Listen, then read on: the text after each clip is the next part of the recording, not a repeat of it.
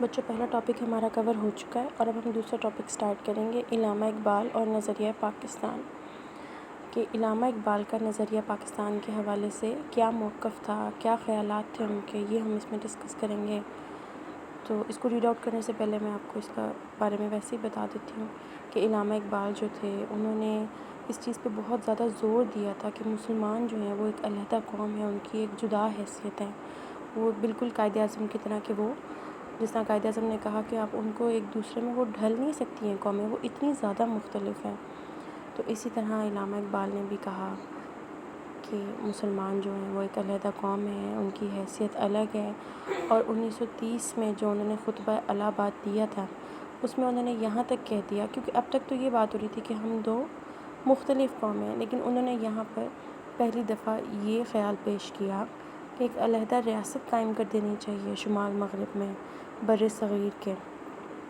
اور انہوں نے یہ بھی کہا کہ آپ کو پتہ ہے کہ بر صغیر کا کیا مطلب ہوتا ہے؟ ہمیں پتہ ہے کہ دنیا میں 7 بر اعظم ہیں، تو بر صغیر کا مطلب ہے کہ ایک چھوٹا بر اعظم، صغیر مطلب چھوٹا، ٹھیک ہے؟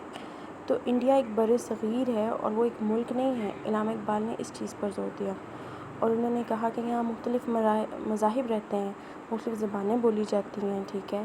مختلف لوگوں کے تہذیبیں ہیں، ان کے کلچرز مختلف ہیں، ان کے رسم و رواج مختلف ہیں، تو مسلم قوم کی بھی ایک علیحدہ پہچان ہے۔ اور انہوں نے پھر یہ بھی کہا کہ تمام مسلمان ایک علیحدہ قوم ہے، تو وہ تمام قومیں بھی جو کہ علیحدہ تشخص رکھتی ہیں اور وہ بھی جن کے اپنے اصول ہیں پراپر، مسلمانوں کے جس طرح مذہبی اصول ہیں، ثقافتی اور سماجی اقدار ہیں، تو باقی جو مہذب قومیں ہیں جن کا تہذیب سے تعلق ہے، جو کہ دوسروں کے حقوق کی نمائندگی کرتی ہیں، انہیں مسلمانوں کے حقوق کی بھی نمائندگی کرنی چاہیے، ان کے حق میں بولنا چاہیے، ٹھیک ہے؟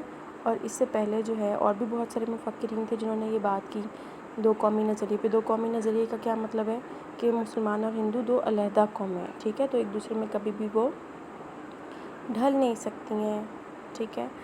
تو یہ اس بارے میں انہوں نے بات کی علامہ اقبال نے، اور اس کو میں ریڈ آؤٹ بھی کر دیتی ہوں آپ لوگوں کے لیے۔ علامہ اقبال نے بر صغیر میں واحد قوم کے وجود کا تصور مسترد کر دیا، جیسا میں نے آپ کو بتایا کہ ایک قوم نہیں ہے بر صغیر میں بلکہ زیادہ قومیں ہیں، اور مسلم قوم کی جداگانہ حیثیت پر زور دیا۔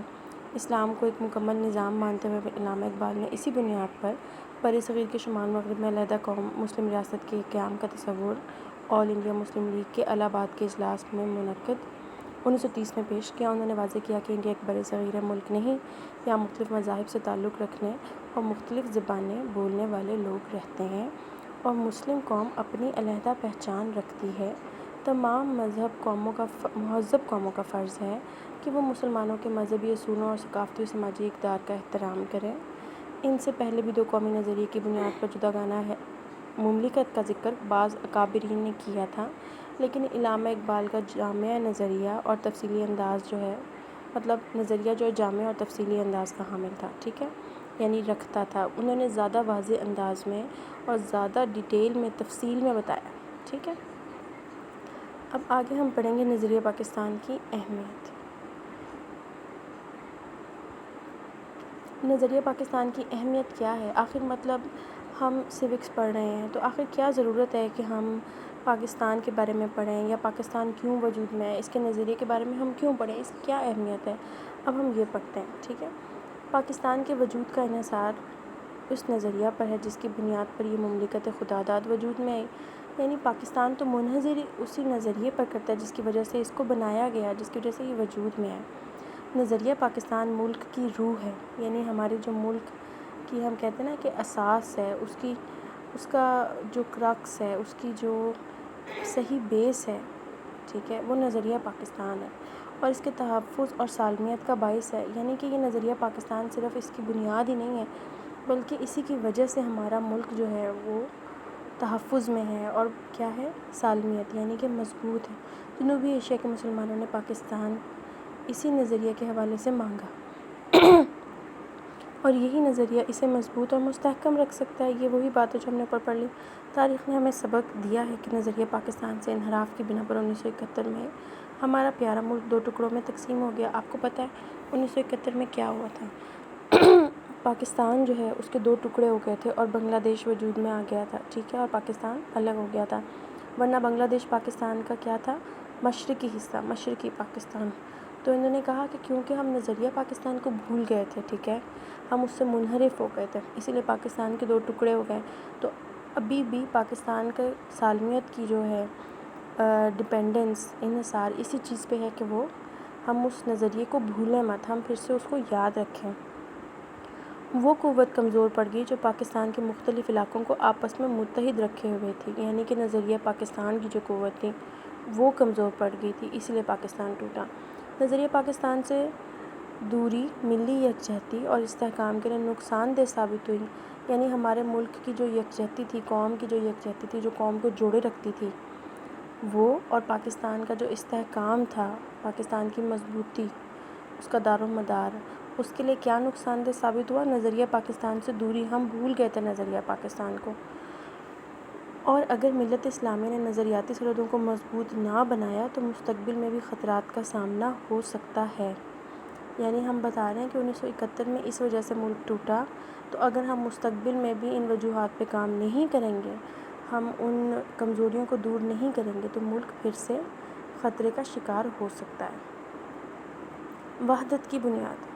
پاکستان میں کئی زبانیں بولی جاتی ہیں، بولنے والے لوگ رہتے ہیں، ان کی ثقافتیں، روایات اور نسلیں مختلف ہیں، اور رنگوں میں بھی یکسانیت نہیں ہے۔ اب وہ کیا بتا رہے ہیں کہ پاکستان میں تو بہت سی زبانیں بولی جاتی ہیں، یہ بات تو آپ لوگوں کو بھی پتہ ہے، اردو اسپیکنگ ہے، ٹھیک ہے، بہت سارے لوگ اردو بولتے ہیں، بہت سارے لوگ پشتو بولتے ہیں، بلوچی بولتے ہیں، سندھی بولتے ہیں، کشمیری ہے، پوٹھوہاری ہے، بہت ساری زبانیں، سرائیکی زبان ہے، ٹھیک ہے۔ اور اب جو زبانیں بولی جاتی ہیں تو آپ کو پتہ ہے کہ ہر زبان کے جو لوگ ہوتے ہیں ان کی تہذیبیں بھی بہت حد تک مختلف ہوتی ہیں، ان کی ثقافت، ان کے رسم و رواج۔ اب آپ پنجاب میں دیکھ لو، پنجاب کے لوگ اور طرح کے کپڑے پہنتے ہیں، ان کا کھانا پینا جو ہے وہ مختلف طرح کا ہے، جیسے ان کی زمین یہاں پہ اگاتی ہیں، ان کے مزاج مختلف ہیں، ان کی روایات مختلف ہیں۔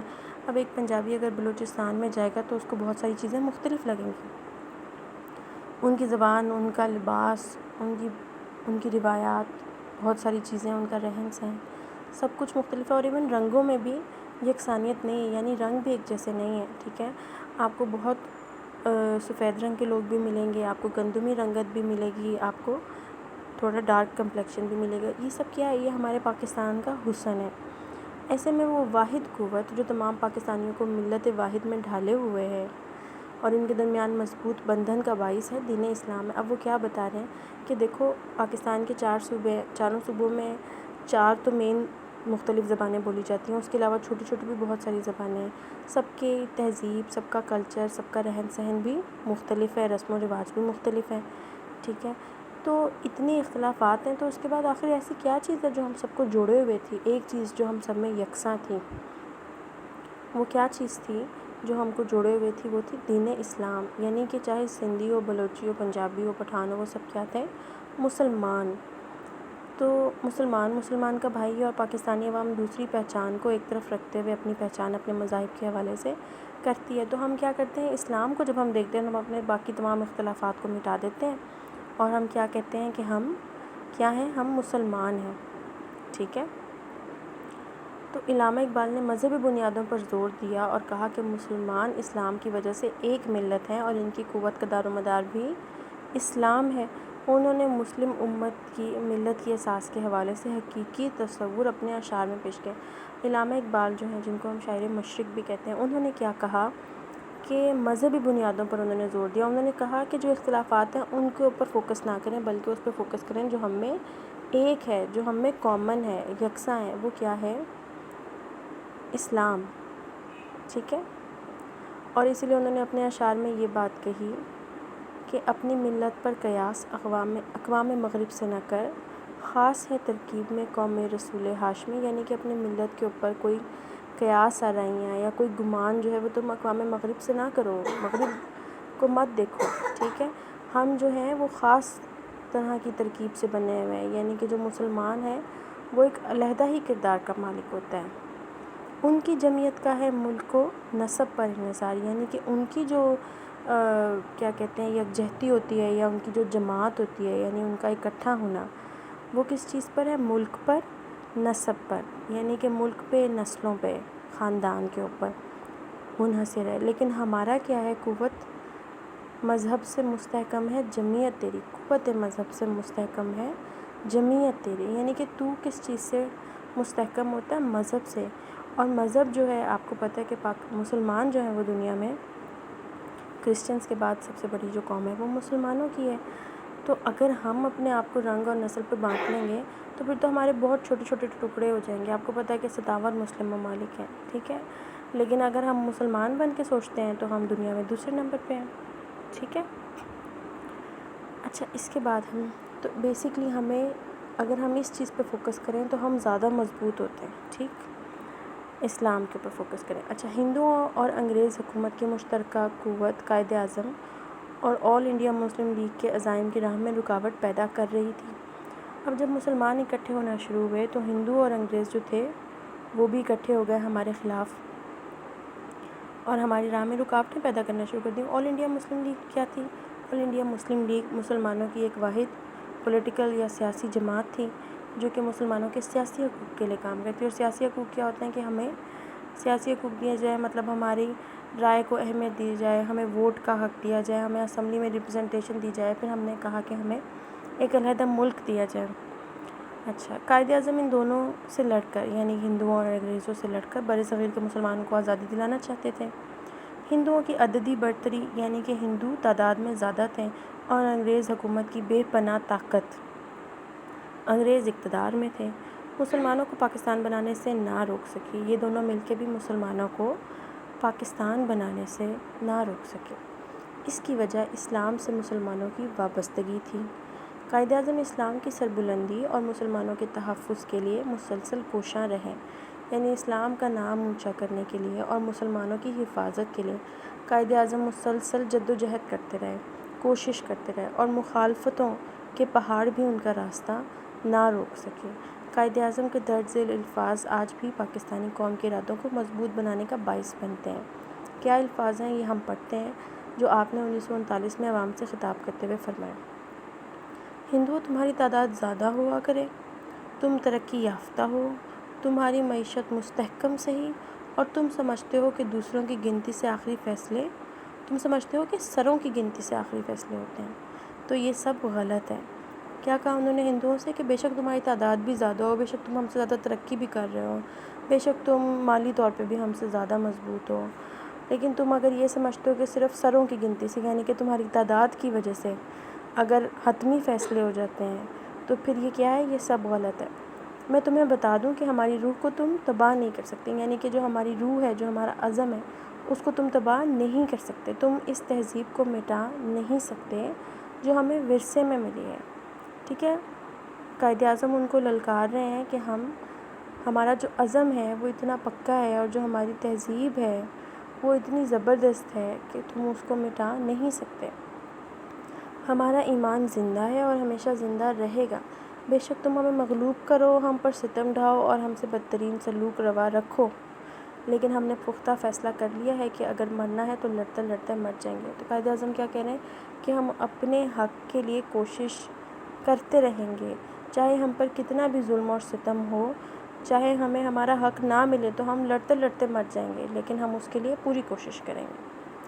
مسلم قوم نے اپنی عظیم قائد کی سربراہی میں اپنے آپ کو ایک مضبوط اور بھرپور قوم ثابت کیا، جو کہ ہمیں پتہ ہے کہ اسی لیے تو پاکستان بنا، کہ مسلمان جو تھے وہ قائد اعظم کی سربراہی میں انہوں نے خوب محنت کی، وہ اپنے ارادے پہ قائم رہے اور ملی وحدت کے ذریعے مسلمانوں کے جداگانہ قومیت کے تصور کو انہوں نے کامیاب بنایا.